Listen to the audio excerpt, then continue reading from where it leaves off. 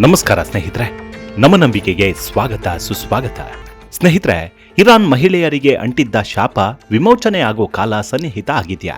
ಯಾಕಪ್ಪ ಇಂಥದ್ದೊಂದು ಮಾತನ್ನ ಹೇಳ್ತಿದ್ದೀವಿ ಅಂದ್ರೆ, ಇಲ್ಲಿನ ಸರ್ವಾಧಿಕಾರಿ ಖಮೇನಿ ಹತ್ಯೆ ನಡೆದದ್ದು ಇದೇ ಖುಷಿಯಲ್ಲಿ ಇಲ್ಲಿನ ಮಹಿಳೆಯರು ತೇಲ್ತಾ ಇದ್ದಾರೆ. ಹಾಗಿದ್ರೆ ಆ ಖಮೇನಿ ಸರ್ಕಾರ ಸ್ತ್ರೀ ವಿಚಾರದಲ್ಲಿ ಅಷ್ಟೊಂದು ಕಠಿಣವಾಗಿ ನಡೆದುಕೊಳ್ತಿತ್ತ ಅನ್ನೋದನ್ನ ನೋಡಿದ್ರೆ ನಿಜಕ್ಕೂ ಶಾಕ್ ಆಗತ್ತೆ. ಕಟ್ಟುಕು ನಾಯಕ ಅಂತಾನೆ ಕರೆಸಿಕೊಂಡಿದ್ದ ಖಮೇನಿ ಆಡಳಿತದಲ್ಲಿ ಮಹಿಳೆಯರ ಪಾಡು ಹೇಗಿತ್ತು ಅನ್ನೋದ್ರಲ್ಲಿ ಒಂದಷ್ಟು ವಿಚಾರವನ್ನ ಈ ಸಂಚಿಕೆಯಲ್ಲಿ ಹೇಳ್ತಾ ಹೋಗ್ತೀನಿ. ಅದಕ್ಕೂ ಮುನ್ನ ನಮ್ಮ ನಂಬಿಕೆಗೆ ನಿಮ್ಮ ಬೆಂಬಲವಿರಲಿ.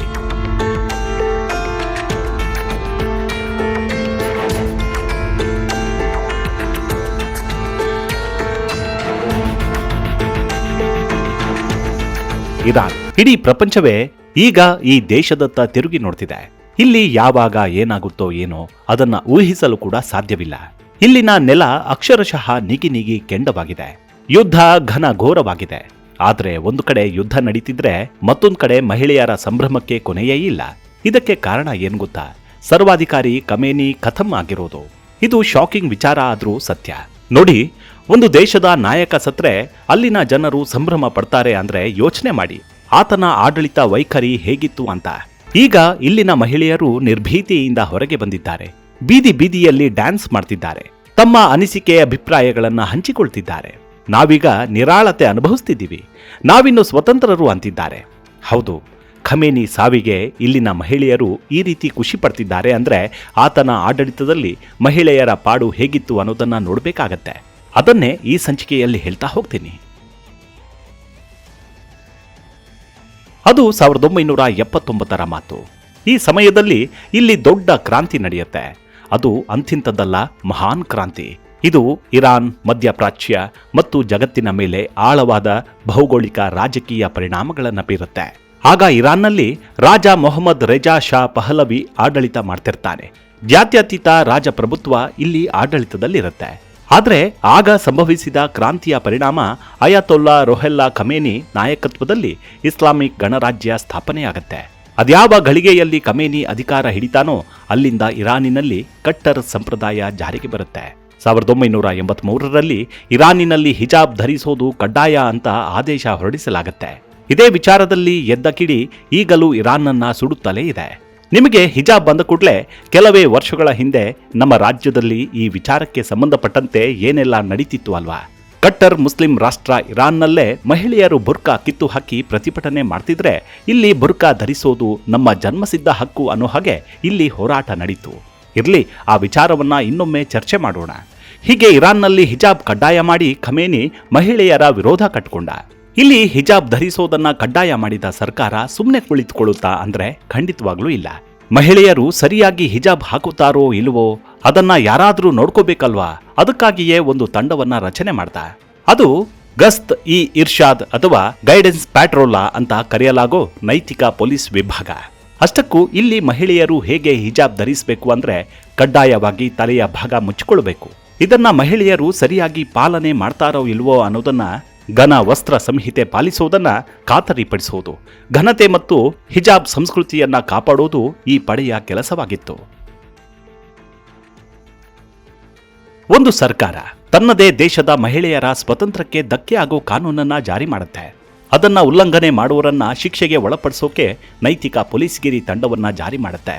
ಮಹಿಳಾ ಸ್ವಾತಂತ್ರ್ಯವನ್ನ ಕಿತ್ತುಕೊಳ್ಳೋ ಸರ್ಕಾರದ ಈ ಕ್ರಮಕ್ಕೆ ಅಲ್ಲಿನ ಮಹಿಳಾ ಹೋರಾಟಗಾರರು ಮತ್ತು ಸ್ತ್ರೀ ಸಾಮಾನ್ಯರು ವಿರೋಧ ವ್ಯಕ್ತಪಡಿಸಿದ್ರು. ನೈತಿಕ ಪೊಲೀಸ್ ಪಡೆ ಸ್ಥಾಪನೆಯಾದ ದಿನದಿಂದಲೇ ಮಹಿಳೆಯರು ಸರ್ಕಾರದ ವಿರುದ್ಧ ಸಿಡಿದು ನಿಂತರು. ಆರಂಭದಲ್ಲಿ ಬಹಿರಂಗವಾಗಿ ಬೀದಿಗಿಳಿಯುವ ಧೈರ್ಯ ಮಹಿಳೆಯರಿಗೆ ಇರದೇ ಇದ್ರೂ ಸಂದರ್ಭ ಸಮಯ ಸಿಕ್ಕಾಗೆಲ್ಲ ಇರಾನಿ ಆಡಳಿತದ ನಿರಂಕುಶ ಪ್ರಭುತ್ವದ ವಿರುದ್ಧ ಹೋರಾಡುತ್ತಲೇ ಬಂದರು. ಈ ಹೋರಾಟ ಆಗಾಗ ಅಲ್ಲಲ್ಲಿ ಸಣ್ಣ ಪುಟ್ಟದಾಗಿ ನಡೀತಿತ್ತು. ದೊಡ್ಡ ಮಟ್ಟದಲ್ಲಿ ನಡೆದರೂ ಅದನ್ನ ಇದೇ ನೈತಿಕ ಪೊಲೀಸ್ಗಿರಿ ಪಡೆ ಹತ್ತಿಕ್ಕಿ ಬಿಡ್ತಿತ್ತು. ಆದರೆ 2022ರಲ್ಲಿ ಒಂದು ದುರ್ಘಟನೆ ನಡೆದು ಹೋಯಿತು. 22 ವರ್ಷದ ಯುವತಿ ಮೆಹಸಾ ಅಮಿನಿ ಅನ್ನೋ ವಿದ್ಯಾರ್ಥಿಯ ಕಗ್ಗೊಲೆ. ಈಕೆ ಜೀವಶಾಸ್ತ್ರದ ವಿದ್ಯಾರ್ಥಿನಿಯಾಗಿದ್ಲು. 2022ರ ಸೆಪ್ಟೆಂಬರ್ 13ರಂದು ಏನಾಗತ್ತೆ, ಇದೇ ಮೆಹಸಾ ತನ್ನ ಕುಟುಂಬವನ್ನ ಭೇಟಿ ಮಾಡೋಕೆ ಅಂತ ಟೆಹರಾನ್ಗೆ ಬಂದಿರ್ತಾಳೆ. ಆದ್ರೆ ಆಕೆ ಹಿಜಾಬ್ ಧರಿಸಿರ್ಲಿಲ್ಲ. ಇದನ್ನ ನೋಡಿದ್ದೇ ನೈತಿಕ ಪೊಲೀಸ್ ಪಡೆ ತಕ್ಷಣವೇ ಮೆಹಸಾಳನ್ನ ಬಂಧಿಸ್ತು. ಬಂಧನಕ್ಕೊಳಗಾದ 3 ದಿನಗಳ ನಂತರ ಮೆಹಸಾ ಸಾವನ್ನಪ್ಪಿದ್ಲು. ಇದಕ್ಕೆ ಕಾರಣ ಏನು ಗೊತ್ತಾ? ಅಮಿನಿಯ ಸಾವಿಗೂ ಮುನ್ನ ತಲೆಗೆ ಬಲವಾದ ಗಾಯವಾಗಿತ್ತು. 3 ದಿನಗಳ ಬಳಿಕ ಆಸ್ಪತ್ರೆಯಲ್ಲಿ ಮೆಹಸಾ ಅಮಿನಿ ಅನುಮಾನಾಸ್ಪದವಾಗಿ ಸಾವಿಗೀಡಾದ್ಲು. ವಿಶ್ವಸಂಸ್ಥೆಯ ತನಿಖಾ ವರದಿ ಪ್ರಕಾರ ಮೆಹಸಾಳನ್ನ ನೈತಿಕ ಪೊಲೀಸರು ವ್ಯಾನ್ನಲ್ಲಿ ಹಿಗ್ಗಾಮುಗ್ಗ ಥಳಿಸಿದ್ರು. ಆಗ ಗಂಭೀರವಾಗಿ ಗಾಯಗೊಂಡ ಮೆಹಸಾ ಕೋಮಾಗೆ ಜಾರಿದ್ಲು. ಬಳಿಕ ಆಕೆಯನ್ನ ಆಸ್ಪತ್ರೆಗೆ ಸೇರಿಸಲಾಯಿತು. ಆದರೆ ಆಕೆ ಬದುಕುಳಿಯಲಿಲ್ಲ. ಮಹಸಾ ಅಮಿನಿಯ ಸಾವು ಮತ್ತು ಕಡ್ಡಾಯ ಹಿಜಾಬ್ ವಿರುದ್ಧ ಪ್ರತಿಭಟಿಸಿ ಮಹಿಳೆಯರು ಬೀದಿಗಿಳಿದ್ರು. ತಮ್ಮ ಕೂದಲನ್ನ ಕತ್ತರಿಸಿಕೊಂಡ್ರು. ಅಷ್ಟೇ ಅಲ್ಲ, ಸಾವಿರಾರು ಸ್ತ್ರೀಯರು ಹಿಜಾಬ್ಗಳನ್ನ ಸುಟ್ಟು ಬೂದಿ ಮಾಡಿದ್ರು. ಕಲಾವಿದರು ಮತ್ತು ರಾಷ್ಟ್ರೀಯ ಕ್ರೀಡಾಪಟುಗಳು ಕೂಡ ಚಳುವಳಿಗೆ ಬೆಂಬಲ ವ್ಯಕ್ತಪಡಿಸಿದ್ರು. ಜಾಗತಿಕ ಮಟ್ಟದಲ್ಲಿಯೂ ಹಿಜಾಬ್ ವಿರೋಧದ ಪ್ರತಿಭಟನೆ ಸಾಕಷ್ಟು ಸದ್ದು ಮಾಡಿತು.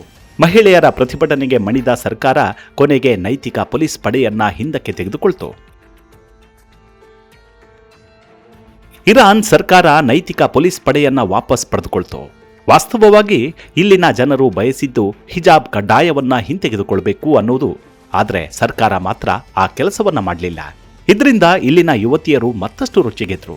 ಇಲ್ಲೊಂದು ವಿಚಾರ ಏನಪ್ಪಾ ಅಂದ್ರೆ, ಇರಾನ್ನಲ್ಲಿ ಮಹಿಳೆಯರು ಸಿಗರೆಟ್ ಸೇದುವಂತಿಲ್ಲ. ಆದರೆ ಕಳೆದ ನವೆಂಬರ್ನಲ್ಲಿ ಈ ಕಾನೂನು ವಿರುದ್ಧವಾಗಿಯೇ ಯುವತಿಯರು ಸಿಗರೆಟ್ ಸೇದುತ್ತಾ ಪ್ರತಿಭಟಿಸಿದರು. ಸಾಲದಕ್ಕೆ ಬಾಯಿಯಲ್ಲಿ ಸಿಗರೆಟ್ ಹಚ್ಚಿಕೊಂಡು ಅದರ ಕಿಡಿಯಿಂದ ಅಯಾತೊಲ್ಲಾ ಅಲಿ ಖಮೇನಿ ಫೋಟೋವನ್ನ ಸುಟ್ಟು ಆಕ್ರೋಶವನ್ನ ಹೊರಹಾಕ್ತಾರೆ. ಇದನ್ನೆಲ್ಲ ನೋಡ್ತಾ ಇದ್ರೆ ಖಮೇನಿ ಆಡಳಿತದಲ್ಲಿ ಮಾತ್ರ ಹೀಗೆ ಮಹಿಳೆಯರ ಸ್ವಾತಂತ್ರ್ಯವನ್ನ ಹರಣ ಮಾಡಲಾಗಿದೆಯಾ ಅನ್ನೋ ಪ್ರಶ್ನೆ ಕೇಳಿ ಬರುತ್ತೆ. ಆದರೆ ರಾಜಪ್ರಭುತ್ವದಲ್ಲೂ ಇದೆಲ್ಲವೂ ಇತ್ತು. ಶಾ ರಾಜಮನೆತನದ ಆಳ್ವಿಕೆಗೆ ಒಳಪಟ್ಟಿದ್ದಾಗಲೂ ಕೂಡ ಇರಾನಿನಲ್ಲಿ ಮಹಿಳೆಯರ ಸ್ಥಿತಿ ಭಿನ್ನವಾಗಿರಲಿಲ್ಲ. ಅದು ಸರಿಸುಮಾರು 18ನೇ ಶತಮಾನದ ಕಾಲಮಾನ. ಅಂದಿನ ದಿನದಲ್ಲಿ ತಹರೆ ಕುರ್ಹತ್ ಅಲ್ ಆಯ್ನ್ ಎಂಬ ಹೋರಾಟಗಾರ್ತಿ ಇದ್ರು.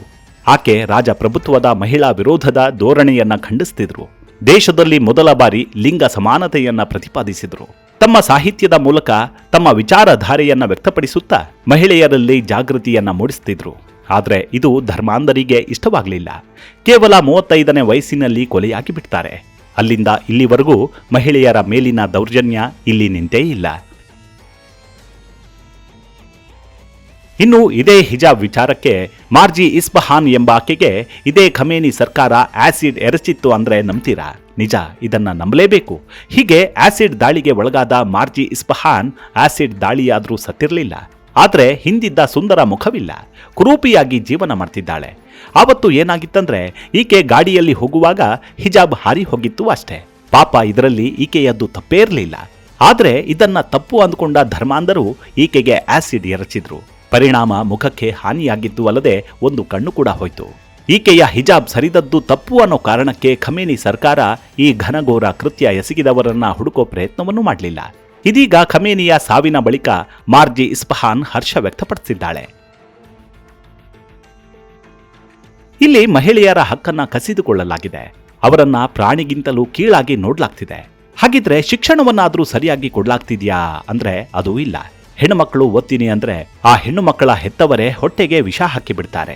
ಇದಕ್ಕೊಂದು ಉದಾಹರಣೆಯನ್ನ ಹೇಳ್ತೀನಿ ಕೇಳಿ. 2 ವರ್ಷಗಳ ಹಿಂದೆ ಹಲವಾರು ಹೆಣ್ಣು ಮಕ್ಕಳು ಉಸಿರಾಟಕ್ಕೆ ಸಂಬಂಧಿಸಿದಂತೆ ತೊಂದರೆ ಅನುಭವಿಸುತ್ತಿದ್ರು. ಇದರಿಂದ ಆಘಾತಕ್ಕೊಳಗಾದ ಆರೋಗ್ಯ ಇಲಾಖೆ ಇದರ ಬಗ್ಗೆ ಸತ್ಯಾಸತ್ಯತೆ ತಿಳಿಯೋಕೆ ಮುಂದಾಯಿತು. ಆಗ್ಲೇ ಗೊತ್ತಾಗಿದ್ದು ನೋಡಿ, ಈ ಹೆಣ್ಣು ಮಕ್ಕಳು ಶಾಲೆಗೆ ಹೋಗೋದನ್ನ ತಪ್ಪಿಸಲು ಸಣ್ಣ ಪ್ರಮಾಣದಲ್ಲಿ ಅವರಿಗೆ ವಿಷ ಉಣಿಸಲಾಗಿದೆ ಅನ್ನೋದು. ಈ ವಿಚಾರ ಗೊತ್ತಾದ ಸರ್ಕಾರ ತಪ್ಪಿತಸ್ಥ ತಂದೆ ತಾಯಿ ವಿರುದ್ಧ ಕ್ರಮ ಕೈಗೊಳ್ಳಬೇಕು ತಾನೆ. ಆದರೆ ಹೆತ್ತವರ ಇಂತಹ ನೀಚ ಕೃತ್ಯವನ್ನ ಸಮರ್ಥನೆ ಮಾಡೋ ಕೆಲಸವನ್ನ ಮಾಡ್ತು. ಬಾಲಕಿಯರಿಗೆ ನೀಡಿರುವ ವಿಷ ಅಂತಹ ಪರಿಣಾಮಕಾರಿಯಾಗಿಲ್ಲ. ಇದರಿಂದ ಆತಂಕ ಪಡೋ ಅಗತ್ಯವಿಲ್ಲ ಅಂತ ಹೇಳ್ತು. ಹಾಗೆ ಹೆಚ್ಚಿನ ಚಿಕಿತ್ಸೆಯೂ ಅಗತ್ಯವಿಲ್ಲ ಅಂತ ಹೇಳಿ ಚಿಕಿತ್ಸೆಗೂ ಕಲ್ಲು ಹಾಕಿಬಿಡುತ್ತೆ. ಇಂಥದೊಂದು ದೇಶ ಹಾಗೂ ಇಂತಹ ಆಡಳಿತವನ್ನ ಎಲ್ಲಾದರೂ ನೋಡೋಕೆ ಸಾಧ್ಯವಿದ್ಯಾ ಹೇಳಿ? ಆದರೆ ಇರಾನ್ ಅನ್ನೋ ಈ ದೇಶದಲ್ಲಿ ಇದೆಲ್ಲವನ್ನೂ ನೋಡಬಹುದು. ಇರಾನ್ ಇವತ್ತು ಯುದ್ಧದ ಬೆಂಕಿಯಲ್ಲಿ ಬೇಯುತ್ತಿದೆ. ಇದರ ಸಂಕಷ್ಟದ ಬಗ್ಗೆ ಗೊತ್ತಿದ್ರೂ ಅಲ್ಲಿನ ಜನ ಮಾತ್ರ ಒಂದಷ್ಟು ಆನಂದದಿಂದಲೇ ಇದ್ದಾರೆ. ಇದಕ್ಕೆ ಕಾರಣ ಸರ್ವಾಧಿಕಾರಿ ಖಮೇನಿಯ ಸಾವು. 47 ವರ್ಷಗಳ ನಂತರ ದೇವರು ಕ್ರೂರಿಯೊಬ್ಬನನ್ನ ಬಲಿ ತೆಗೆದುಕೊಂಡ ಅಂತ ಮಹಿಳೆಯರು ದೇವರಿಗೆ ಕೃತಜ್ಞತೆ ಸಲ್ಲಿಸುತ್ತಿದ್ದಾರೆ. ಆದರೆ ಯುದ್ಧದ ಬಳಿಕ ಇವರ ಪರಿಸ್ಥಿತಿ ಹೊಸ ನಾಯಕನ ಆಡಳಿತದಲ್ಲಿ ಏನಾಗುತ್ತೋ ಏನೋ, ಆ ಭಯ ಕೂಡ ಇರಾನ್ ಮಹಿಳೆಯರನ್ನ ಕಾಡ್ತಿದೆ. ಮುಂದಿನ ಸಂಚಿಕೆಯಲ್ಲಿ ಮತ್ತೆ ಸಿಗೋಣ. ಅಲ್ಲಿವರೆಗೂ ನಿಮ್ಮ ಆರೋಗ್ಯದ ಕಡೆ ಗಮನವಿರಲಿ. Take care. ನಮಸ್ಕಾರ.